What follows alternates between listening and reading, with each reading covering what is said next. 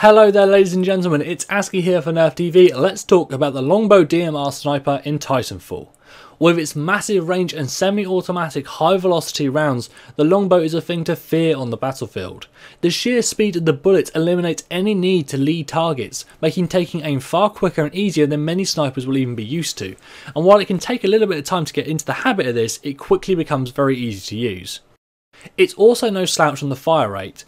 Unlike sniper rifles from other titles, the Longbow is semi-automatic, meaning you can fire off shots with relatively quick succession. Just be aware when you're looking down the scope, it does have quite a kick. There is a downside to it though, as you'll really need to make use of that fire rate, as the damage of the gun isn't quite enough to be lethal against a pilot without a headshot. That's not to say it's lacking, it gets pretty close to a kill, but you just get used to double tapping those shots.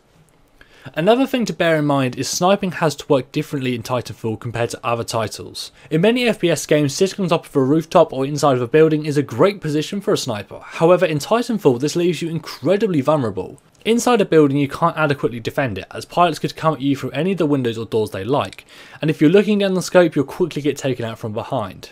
On rooftops you'll often find you suffer the same sort of problems. Players can access it too easily to sneak up on you, and also there's little to no cover if you do come under fire.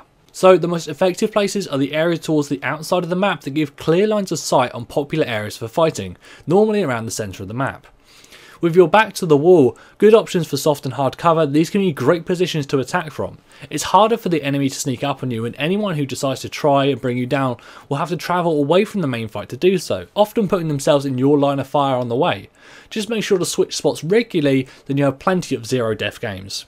And speaking of switching spots, it's a really good idea to switch to your sidearm when you're moving from A to B. Fighting with a sniper rifle at close range might seem awesome when you pick up that no-scope headshot, but most of the time your sidearm will fare much better.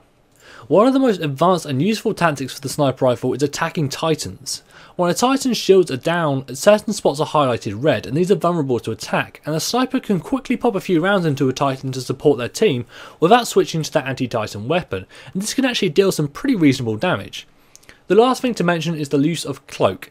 It works really well with a sniper loadout for both waiting for a target and also moving from A to B undetected. Keep in mind though that it will also cloak your scope itself, which can make sniping a little bit more difficult while it's up.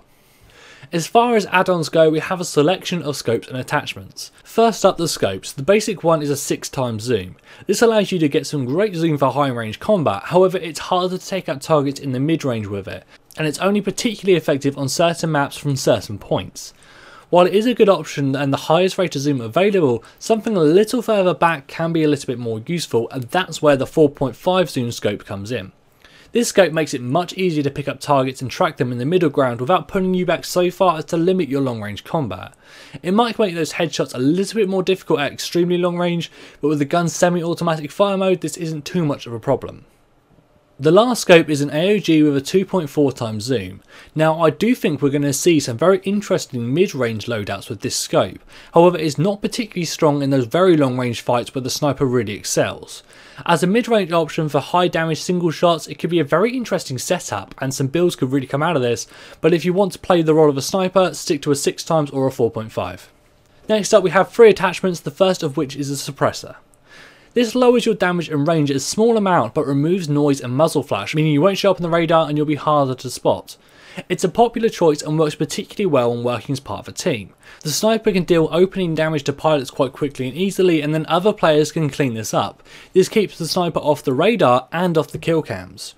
Next up is an extended magazine. For a sniper based loadout I can't really recommend this. You can carry 112 shots, so running out of ammo really isn't a problem, and the benefits of having more shots in the clip isn't that huge. The final attachment is a stabiliser. This reduces the sway of the scope when you're zoomed in, allowing for more accurate shots and follow-up shots. This is something that comes down to personal taste. I would recommend everyone to test it out and see how it feels. Some players get used to it and comfortably counter for the sway, but a more stable scope is certainly a good thing. So how do you counter a sniper? Well, I mentioned earlier the mistakes many players make of going to the high ground in buildings and rooftops. Simply take these players out from behind, it's very simple. For others, well, a good place to start is the kill cams. Don't skip it until you see where the player is. This might allow you to get the jump on them. When moving around the map, make good use of cover and vary your routes around the map. I mentioned this in the Smart Pistol video, but moving from ground to buildings to rooftops regularly, switching up makes it much harder for the enemy to track you effectively. Avoid being in too much open space. Rooftops can certainly be dangerous, but travelling through buildings is a very good way to avoid snipers. Just watch out for anyone with a shotgun. Dropping your Titan near a sniper can also be a great way to put them off their game. It blocks their line of sight, and of course it can be used to attack them. Snipers tend to be creatures of habit. It's a kind of defined by the weapon itself, so once you know where a sniper is on the map, it's likely they're going to return to that point throughout the game, so keep checking that spot. And that is that for the Longbow DMR Sniper Rifle. Quick shots make leading redundant, and a wide variety of attachments allow for some great options for customization. Keep away from the obvious open spaces, and it's a very effective weapon. I've been ASCII here for Nerf TV. Thank you for watching.